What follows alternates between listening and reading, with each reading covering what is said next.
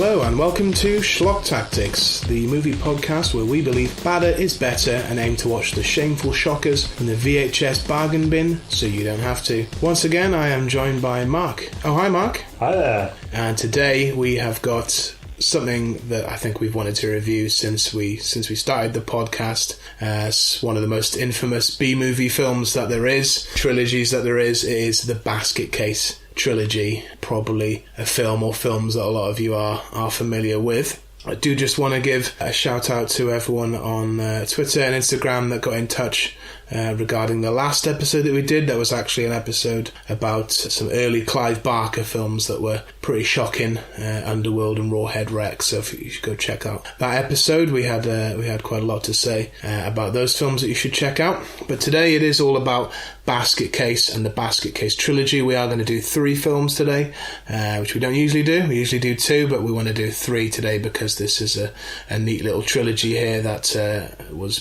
born from the twisted mind of Frank Henenlotter, also known for Frankenhooker and Brain Damage, two brilliant films as well, but he is best known for the Basketcase trilogy, and that's what we're going to talk about today. So there is quite a gap between the first Basketcase film and the other two. So the first Basketcase film came out in 1982, Frank Henenlotter's first feature film, and it did star Kevin Van Hentenryck, who would play the character of Dwayne in all 3 films. Mark, what were your first impressions of the original Basketcase film?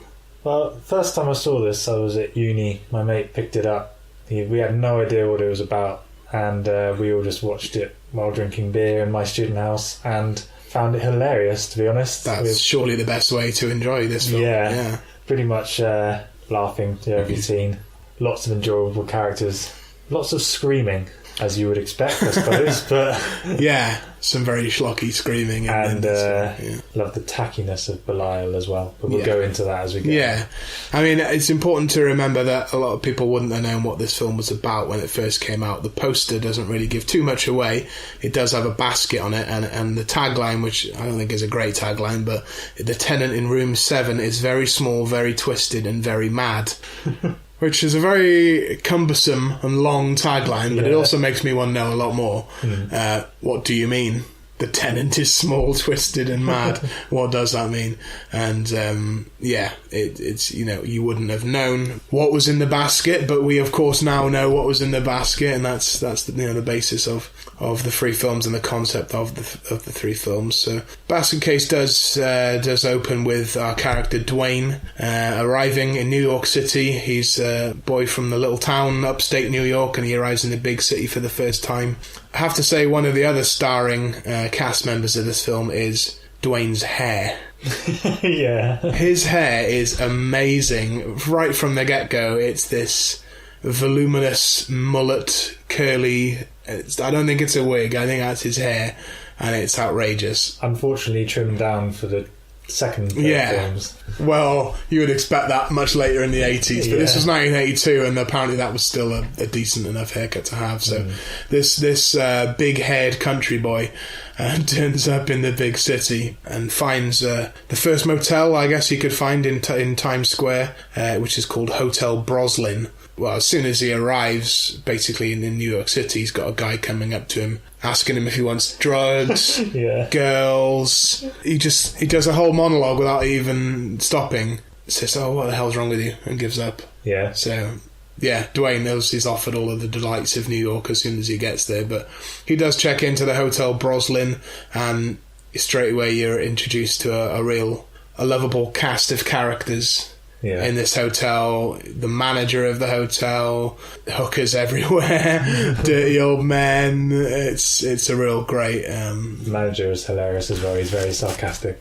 Yeah, the manager looks a bit like Bob Hoskins in Super Mario Brothers. Yeah. Oh yeah, he does. Yeah. Another great bad movie, but he's got that kind of look to him. He definitely looks like Super Mario. He could have played Super Mario just as well.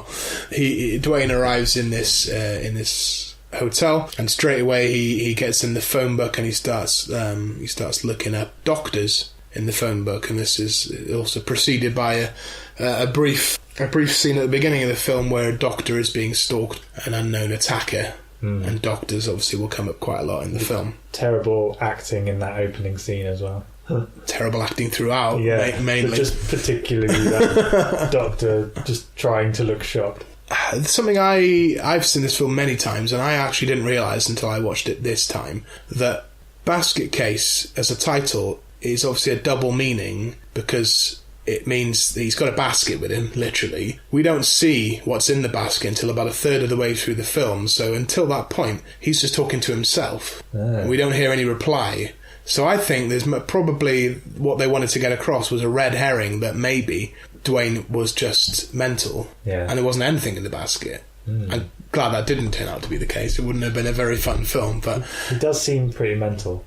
He is also mentally disturbed, but that's probably because of his brother, which we'll get to. Yeah, straight away he's introduced to our friendly local hooker called Casey. This is an actress that's appeared in every Frank Henenlotter film in some way, shape or form, and she'll pop up in all three of these films in various points. Yeah, he looks up in the phone book. Straight away he's looking for doctors, and the doctors do all have great names, and the first one is called Needleman or Needleman.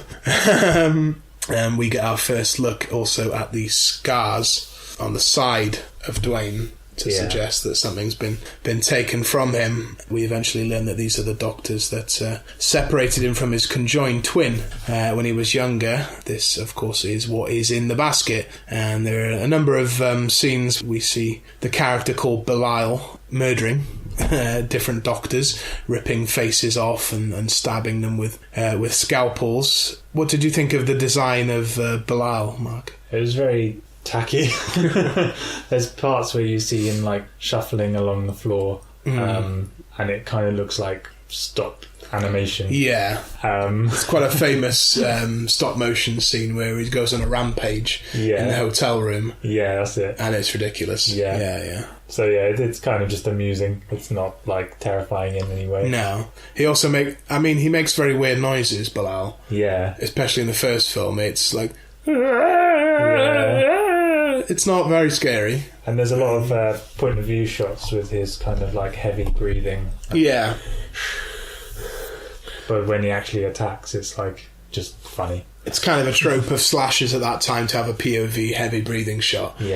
But you're right, when you see the actual monster, it's not very scary, it's quite funny. And the idea, and it's less obvious in the first film, but the idea is that Belial's face is meant to be Dwayne's face in rubber cast, in rubber format, but it's not that obvious in the first film. It just looks like a weird rubber faced little bag of bones, really, like a pickled bollock on the rampage. But that's basically the premise of the film, is that they go around killing off the doctors that were responsible for separating the conjoined twins when they were younger, and Dwayne just carrying him around in a basket. He feeds him at one point. He drops loads of hot dogs into the basket. Has to look after him. They portray that the twins have some sort of psychic link between each other, so that when one is in pain, the other one feels it, which is something that people know about conjoined twins, isn't it?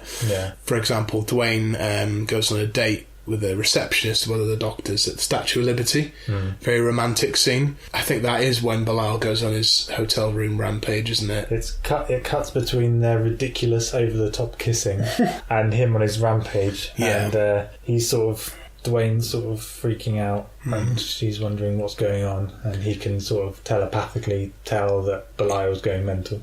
Which puts a damper on the romance, I suppose. The idea of Belial as the jealous brother, and then you do get this great scene then where he comes home and Belial is sitting on the toilet or in the sink, looking grumpy, and he has to explain to him that he has needs too, and all this sort of stuff, which is very funny. I mean, to be fair, when he does go on the date, he does leave Belial a TV. Which he plugs in and puts next to the basket. It's not tuned to any channel, and then when Belial tries to turn the knob off, it breaks. So that's probably also why he went on a rampage. But there's a lot of saxophone music as well during that scene, and the girl he goes on a date with says, I know a lot of guys. She's maybe a hooker as well.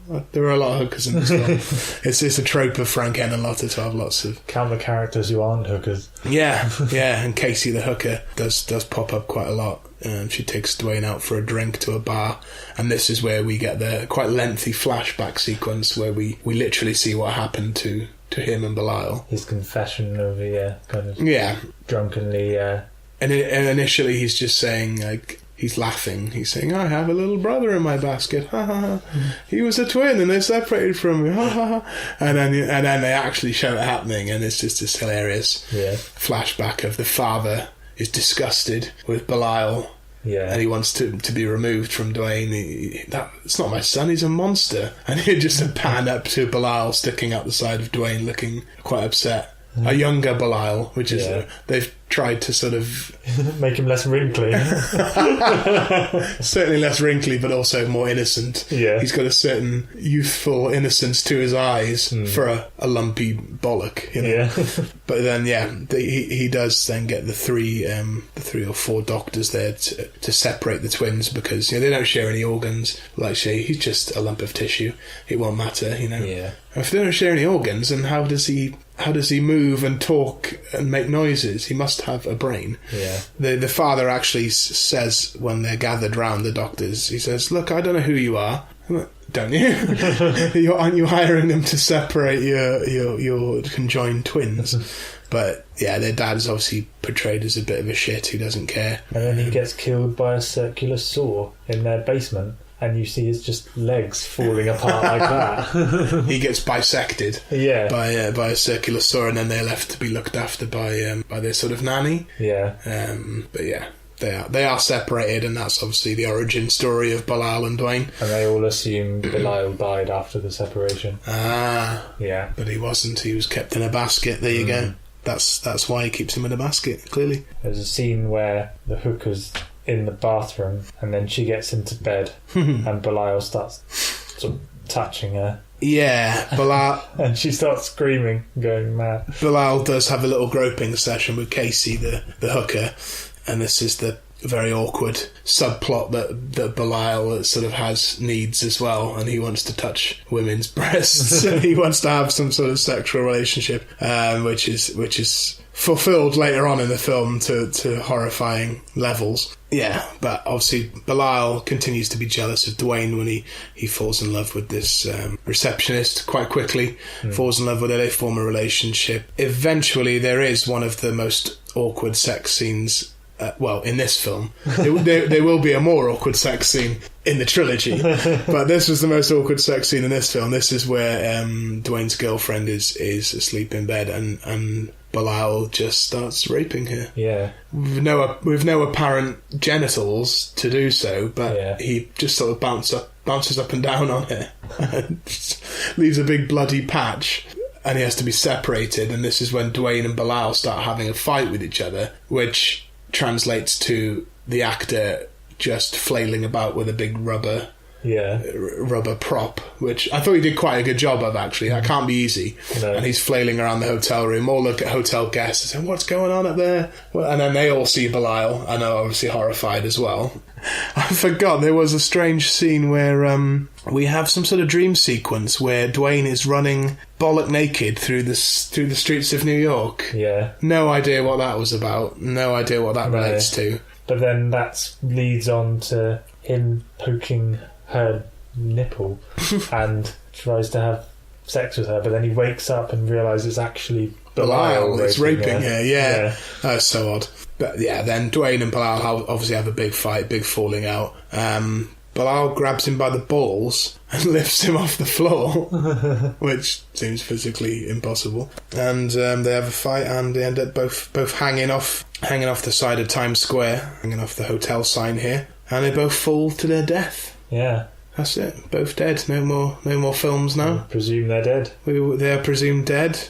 And they look pretty dead. They're taken off in an ambulance. They're covered in blood. Yeah. Both dead. So what were your overall impressions of the first Basketcase film as an introduction to these characters? I really enjoyed this film when we first watched it. We watched it multiple times when I was at uni. I just laughed at nearly every scene. Really liked the hotel manager. Can't remember that many of his lines. I think there's a bit where he goes, "This is a hotel, it's a nut house," and just runs upstairs. That's the bit I remember. Yeah. Well, very over the top. Yeah. Quite alien-like, actually, I guess, because he latches onto people's face. He's got that whole thing there. But then that probably happens in a lot of horror films. He's quite a limpet. He latches onto you and he won't let go. Yeah. And flails about until your face is sort of hanging off. Yeah. Great film. Obviously, it's been an infamous film since it came out, and it's a fine line between whether or not it was meant to be a bad film and whether or not Frank Henenlotter could have made it a better film, or just didn't have the budget or didn't have the know-how. That would kind of change as the trilogy went on, I felt. But I think at this point, this was his first film, and this is probably the best film he could make. But I think he also wanted it to be kind of stupid and schlocky as well. So, did he mean it to be a comedy? It does say comedy on IMDb. Comedy horror, obviously. Yeah, maybe he did. I don't know. I think he often approaches his films with a humour that maybe not everyone sees, but he's got a twisted sense of humour, which I think he puts into his films. It will come out in the other films, but yeah, in this one, who knows? But it is very funny, it is good fun, and it is a legendary B-movie here, so... Yeah, so this would be followed up not very quickly. It would many years would go by after Basketcase, and Frank Henenlotter would make Brain Damage in the interim, but not really do that much. But then he would eventually follow up Basketcase with Basketcase 2, which came out in 1990. So 8 years it took to get a sequel to Basketcase. Yeah. Probably because he killed off both of his characters. Yeah. And there presumably wouldn't be a sequel, but. Nevertheless, Basketcase 2, we get an immediate retcon at the beginning of what happened at the end of the first film. They did not fall to their deaths, as you just saw. Yeah. They were taken to a hospital and were actually all right. So that's very handy for the sequel. Right at the beginning, we actually get a cameo of Casey the hooker again being interviewed outside the hotel. This is her obligatory cameo in the film. Yeah. But we go to the hospital where Dwayne and Bilal are recovering. Dwayne does still have the hair from the first film, but it's clearly a wig attached to the bandage. Yeah. That he's wearing, because he does have short hair in the rest of the film. But I like they kept the daft hair, at least for the first 5 minutes. Straight away, we see Bilal. Much better special effects. Yeah. Much better creature effects on Bilal. That was my first impression. I thought there was definitely a bigger budget for this film. Yeah, much bigger. And in some of the film, Bilal is an animatronic puppet, and sometimes you can tell that it's Kevin Van Hentenrich's head inside prosthetic makeup. So they switch between those fairly seamlessly. But Bilal is kind of shackled up in the hospital. Of course, they escape. He ends up killing a security guard who comes around the corner. He's stuck on the wall like a limpet again, and attacks him. But the premise of this film is really about freaks, as they put it in the film, and we're introduced early on to characters that are watching the news broadcast of Bilal and Dwayne falling at the hotel. Is Susan and Granny Ruth, who are two of the main characters in this film. They actually get to the hospital incredibly quickly to rescue Dwayne and Bilal and bring them back to their house in, presumably, again, upstate New York, not far outside of New York. Bring them back to their sort of house for unique individuals, I think they term it themselves. Yeah. We get our very first sort of glimpse of the rest of the freaks when Dwayne is recovering, and he just opens his eyes and you get this lovely blurry shot of all the other freaks looking at him. Just enough to go, what the fuck was that? Yeah. Who am I looking at? What am I looking at? Very shortly afterwards, they take Bilal up into the attic, which, for a humane sort of place where they keep unique individuals, they do tend to stuff them in the attic, which is not so humane. But they bring Bilal up to the attic, and then you get introduced to the best thing about this film is the cast of freaks. Yeah. All come with their own unique and amazing prosthetic special effects, creature effects. I think they made them look intentionally comedic. One of them has this ridiculously massive head and starts kind of singing operatically. I don't remember if you remember that bit. But well, there's a number of characters here. I wrote down quite a few of them. They all have their names in the credits, but I didn't check. I'd rather just call them what I want to call them. But there's a guy that has like loads of noses over his head. Yeah. There's a guy who has a face like a moon. like a massive twisted half moon. There is Lorenzo, the guy you mentioned, who has just got a massive head and mouth and is connected to like a gramophone and just sings like an opera singer. There's a guy with like massive teeth that looks like piano keys. There's a woman that just has a big bone on her head, is just a big bone. There's a guy called Frederick who looks a bit like Sloth from the Goonies, just like a lopsided, twisted face. There's a guy that looks like a mouse. There's a guy who looks like he has his brain on the outside and he has like little tiny sunglasses. I thought it was really impressive the amount of effort they put into creating all these characters. Yeah, every single character here, none of them really had any dialogue, but they put massive effort into at least a dozen characters there, which were intended to be like Belial, but a bit more elaborate. Bit more human, most of them. Yeah, more cutting character, a lot of them, you know, the way that they're introduced. Yeah, they even put quite a lot of effort into freaks to the scene, maybe even just once for a second in the film. Like there's a gargoyle that sits outside on the house. Yeah. There's a frog that just pops up out of a bush at some point. Like a lot of these they used quite a lot in the film, but some of them they didn't at all. And I think it was the amazing attention to detail, the effort they put into designing these creature effects and the design of these characters is amazing, and it's something I've always remembered about this film is the way that these characters look and the way that they design them. The guy actually with they call him Moonface or Half Moon. The guy inside that makeup was the actor from Dawn of the Dead, plays the helicopter pilot in Dawn of the Dead, which I found remarkable that 10 years or 12 years before Basketcase 2 he was in one of the biggest horror films ever, and 12 years later he was happy to just be under a prosthetic moon face with no dialogue. I mean, that's bizarre. I mean, that's what IMDb says it was him, but got no evidence of that. But what a weird turn for his career that he would just end up playing a prosthetic headed freak. All the while, when this freak house is being introduced, we're also getting the subplot of a journalist who's interested in covering the Bradley twins and all of this stuff, which is kind of, I don't know, it kind of feels a bit like typical of this kind of film, that you would have a journalist or a cop pitted against the weirdos who are kind of the underdog characters, I suppose, exploiting them for some kind of media story.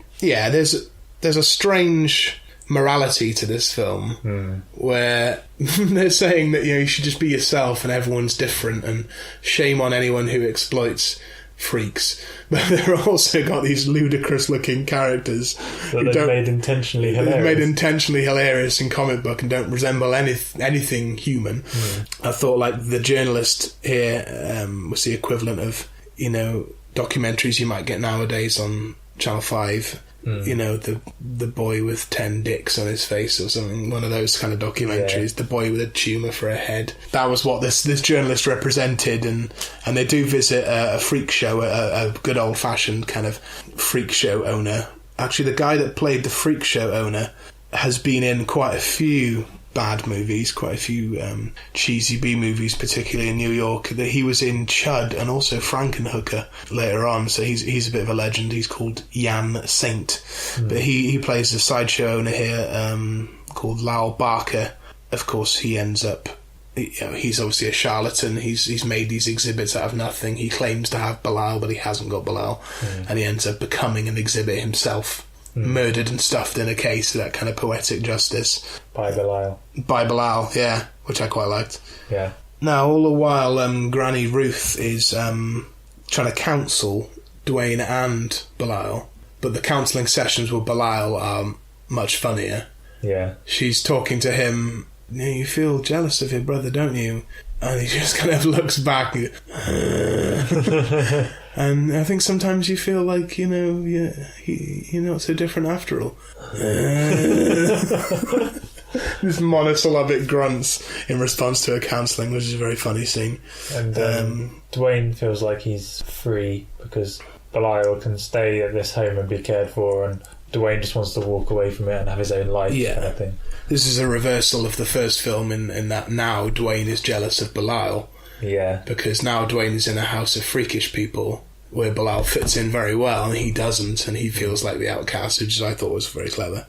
But all the while, there's a very rushed love story here where all of a sudden Dwayne and Susan, seemingly normal woman, he falls in love with her immediately, and seemingly she's on board with this as well, which I thought was very out of nowhere, you know. And Dwayne tells Belial that he thinks he loves Susan, and Belial just laughs at him. There's this really long, freakish laugh. He laughs him out of the house, basically, And all the while, you know, Dwayne's saying to Susan, you know, we're normal, we don't belong here. And she's like, no, I'm not really normal. He's like, what do you mean? Here you are. So we start to get the first tease that maybe Susan's got something hidden. Yes. That, you know, something we'll get onto. Something freakish underneath. Yeah, obviously the journalists end up sort of visiting the house, trying to get the scoop here, trying to get to the bottom of the freaks. And also the Bradley twins are wanted fugitives. They're wanted for murder, so they're being harboured by Granny Ruth in the freak house. There's a really great scene where the photographer sneaks into the house, sneaks up into the attic and starts using his flash photography, which creates this kind of strobing effect. And it's a scene I remember very well from when I was younger, of all of the freaks slowly creeping towards him in the attic, and you're getting flash, flash, flash, and they're a little bit closer every time. You can see that Frank Henenlotter has come on quite a lot in 8 years. He's learned quite a lot about how to direct, and this is a prime example of that. And then the journalist, the female one, is outside in the car, and she can see into the attic from the outside with all these strobing lights of him being like attacked by them. She knows what's happened, basically. He's going to get killed. Yeah. Kind of annoyingly in this film, we do get another flashback of when Belial and Dwayne are separated. Kind of crops up in both number 2 and 3, just lots of stock footage of the first film. They get their money's worth out of this separation scene, because we get it almost in full again. Dwayne and Belial being separated. It's like, I didn't need this. Like, I know this happened. So that's kind of unnecessary, but we do get one of my favourite scenes, which is set in the local bar. And like you say, the female journalist, she goes to her boss and asks for help. So he visits the town and he meets with Dwayne in a bar, and they start talking. The dialogue itself is kind of just normal, but if you pay attention, you can start to see the bar fill up. Slowly you realise the people in the bar are not usual people in the bar. They are the freaks, and it starts off very subtle at first, people just walking back in the background, and if you're eagle-eyed and you look at it, you can see that they're a little bit misshapen. They look a little bit off. You ultimately get the reveal when you can see a guy sitting behind him with a very lumpy head with a baseball cap on, and he goes, I don't think people in this bar are so normal after all. There's this kind of high string music comes in just as this particular freak comes into shot, and that's when they all take their masks off, and then they all turn on him, and Belial murders him while the rest of the freaks watch. They all have these little tiny masks, no matter how big their heads are, which is funny. Some of the most massive heads will have a tiny little mask, so that being the kind of the gag of it is that, like, these people could never really disguise themselves, but you didn't notice in that bar that they were in there, so you know, you fell for it, so why not, you know. This all culminates with the female journalist there being attacked in her apartment by the freaks, who actually twist her face into a sort of a pretzel. So she looks like a freak. So she looks freakish, and that is quite gross. And they also ask, you know, what's in the basket. And they bring back the line from the first film, which is quite fun. Eventually, at the end of the film, then we do get the most awkward sex scene probably in cinema history, because up in the attic, Belial has been introduced to a character called Eve, who is eventually revealed is basically like him, a lumpy bag of bones and stuff, and he has sex with her. They have the romantic music playing in the background, and you just hear like slapping and grunting, and she's got more of a leg than he has, I guess, because it'd be difficult to portray them having sex otherwise, so her weird misshapen wonky leg is flipping out in the air, and it's just horrible but also hilarious. And at the same time, it's Dwayne and Susan kissing and beginning to have sex, and I thought it was really clever how the people that play Belial and Eve are the same actors that are playing Dwayne and Susan. So there's 2 sex scenes going on with two pairs of the same actors. It must have been a complicated thing to coordinate. Yeah. But you have the actors as themselves beginning to have sex, and then you have them portraying small lumpy monsters also having sex. Yeah. I think that probably asks quite a lot of the actors to do both of those things, And then, of course, Susan still insists that she's not normal, and we get the reveal that she's been pregnant for 8 years, did you say? 6 years. Oh, 6 years, sorry. Yeah. 8 years is ridiculous. With something, and then she pulls up her top to reveal sort of a piranha plant, like a chest burster, like an alien again, wasn't it? Sort of this weird, like, mutant-y thing. Snapping mutant turtle thing. So it turns out she was a freak after all. And then Dwayne goes a bit crazy and knocks her out of the window. Yeah. In a mirroring of the end of the first film, yeah, she gets knocked out the window by Dwayne, falls on the table outside where all the other freaks are having a celebratory barbecue because everything was fine again, and they've gotten rid of the journalists. So they all start looking for Dwayne in the house, and it's a chaotic scene where they're all running around, just throwing their arms up in the air and stressing out, and none of them can find Dwayne. And it turns out that he's taken Belial into a room, and using a ludicrously big needle, sewn Belial back onto himself. Yeah. So they are now conjoined again. And then the film just ends with them saying, we're back together again now. He hits him with a baseball bat. Then he stitches him back on. And then he's like, hey, it's okay. We're together again. And that's it. Yeah. That would have also wrapped it up quite neatly if that were the end of the Basketcase franchise, because they are now reunited and reattached. Quite an ironic way to end that film, considering the whole film they were kind of at odds with each other, and then it's Dwayne that gets the better of Belial in the end and reattaches him. I thought that was quite a good way of ending it. Yeah. What do you think of Basketcase 2 overall? Yeah, I really enjoyed it. Yeah, I really liked the other freaks characters. Yeah, they're really interesting. I like the whole kind of journalist thing, the whole kind of them trying to intervene, exploit them kind of thing. It's kind of like a bit of a stab at journalism, maybe, when journalism can intervene too much, or that kind of thing. Yeah.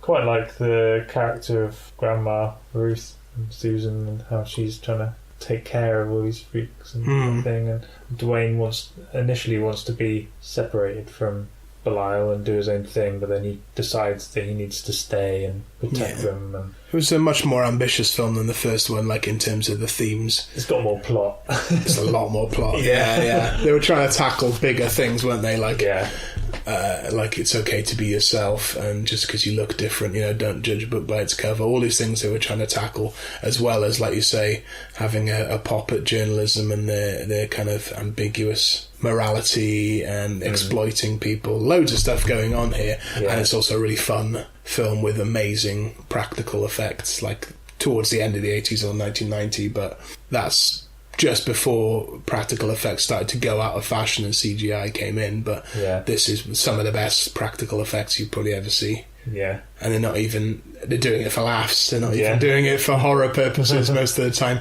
It's not much of a horror film when you think about it. Oh, really? Not many people get killed, really. No. It's more of a comedy, isn't it? There's not as much murder as there is in the first one. There's quite a bit of... there's one scene where there's some quite shocking gore, noticeably, when in the bar, the journalist boss gets his jaw kind of smashed off. Oh, yeah. Or there's someone in the back room that's had their jaw smashed in. That's like the only bit of proper gore, and it kind of stood out to me amongst no other gore.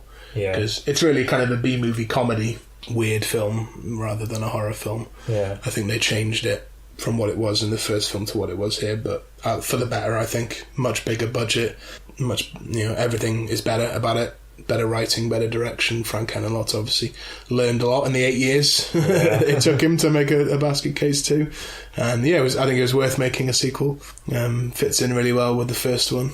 And he would then go on to make Basketcase 3. We'll move on to. So Basketcase 3 was made in 1991, or released in 1991.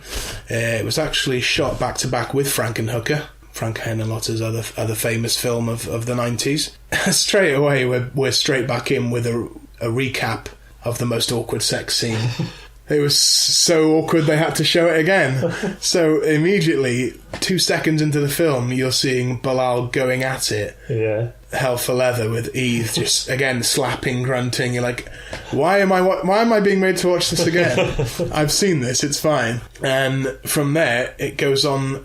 You think, okay, they're just trying to do that, for comedy effect. They go on. The first 5.5 minutes of Basketcase 3 is the last 5.5 minutes of Basketcase 2. And that was your first indication that they did not have enough material for a third film, or enough ideas for a third film. Straight away, you're getting more stock footage again. Later on in the film, there would be another flashback to the surgical separation scene. I'm like, how much actual original content is there in the second and third film? It was just straight away really annoyed me. I was being made to watch the last 5.5 minutes of the last film. But then we do cut to Dwayne seemingly being in a mental hospital. He's in a padded cell and he's gone mad.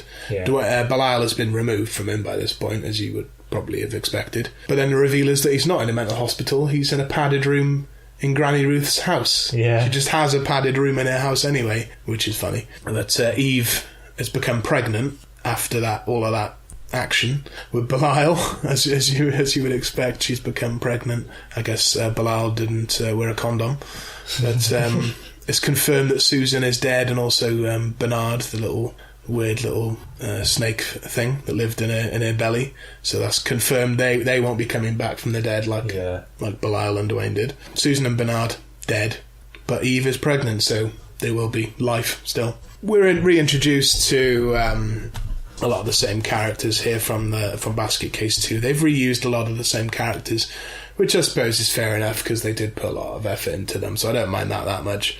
There are a few extra characters here. There's someone called Cedric on the bus that they're travelling on, someone called Cedric, and Granny Ruth says, "Oh, you brought your lettuce with you, I see." The idea of this film is that they're going to go on a road trip.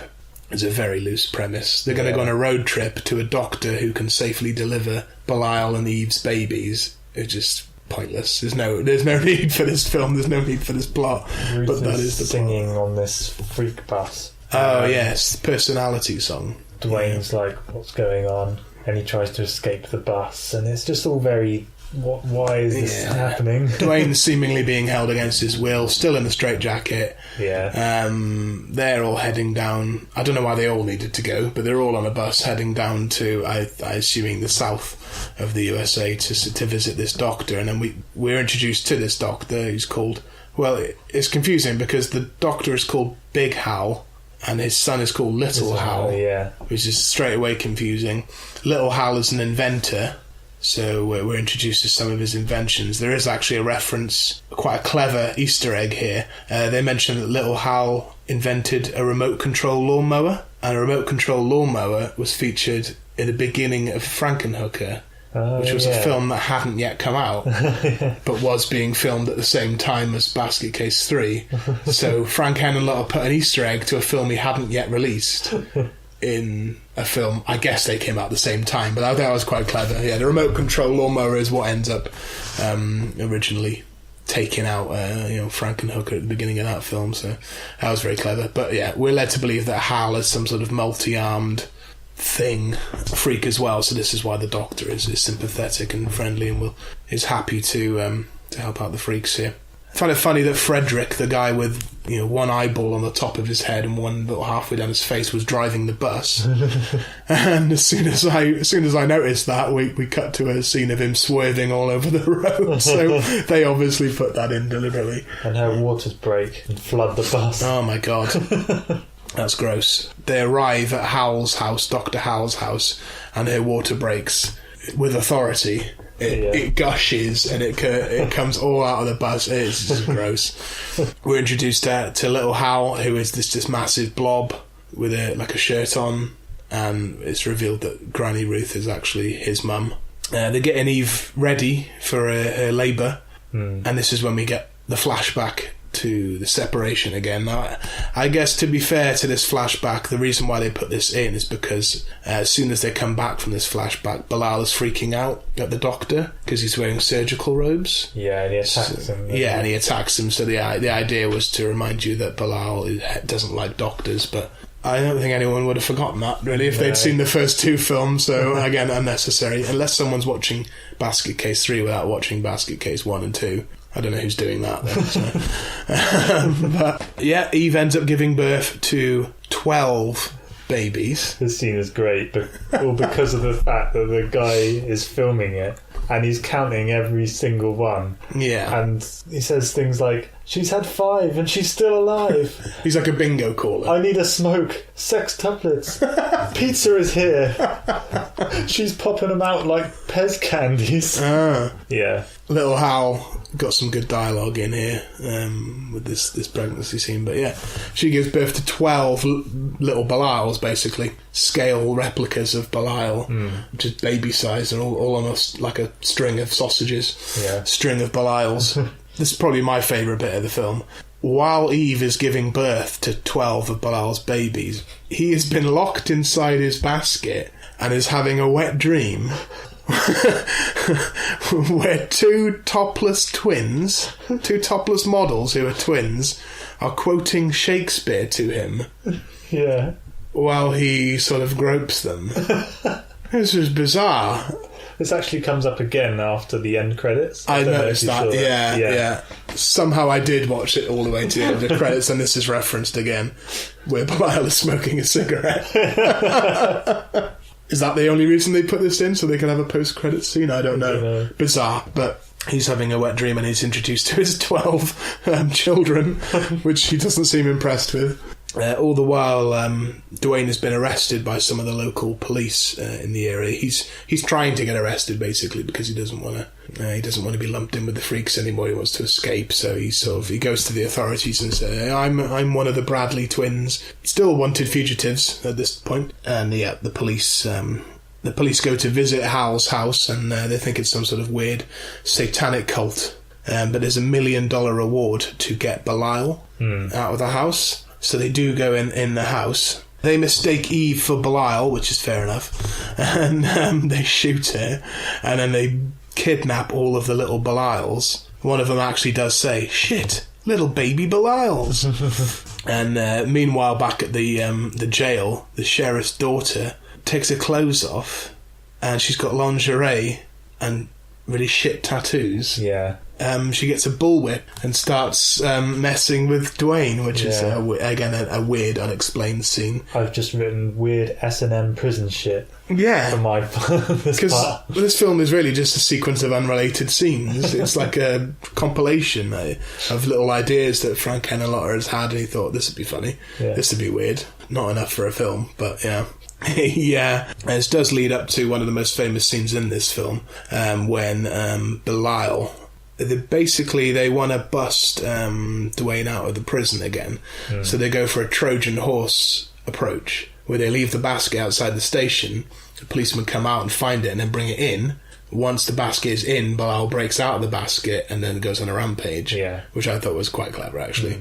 And if you've ever seen any still from this film or any gif from this film, it is the part where Bilal chokes one of the police officers. His eyeballs pop out of his head. Oh, yeah. His lips roll back, and it's just this ludicrous potato head. Yeah. Animatronic head. It just looks awful.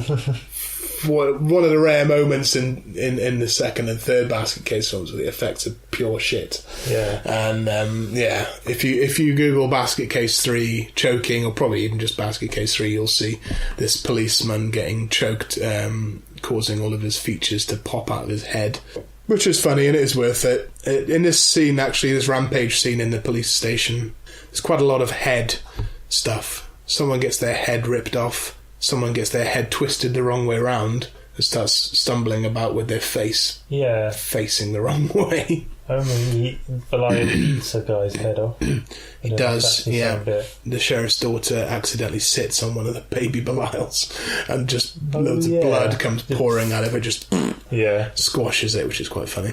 So for some reason, this all leads to Hal creating a mecha Belial. So this is Belial housed within some massive robot. Yeah. This is unrelated again. It's like the power loader from Aliens, basically, but maybe that was the idea, the reference. Very random.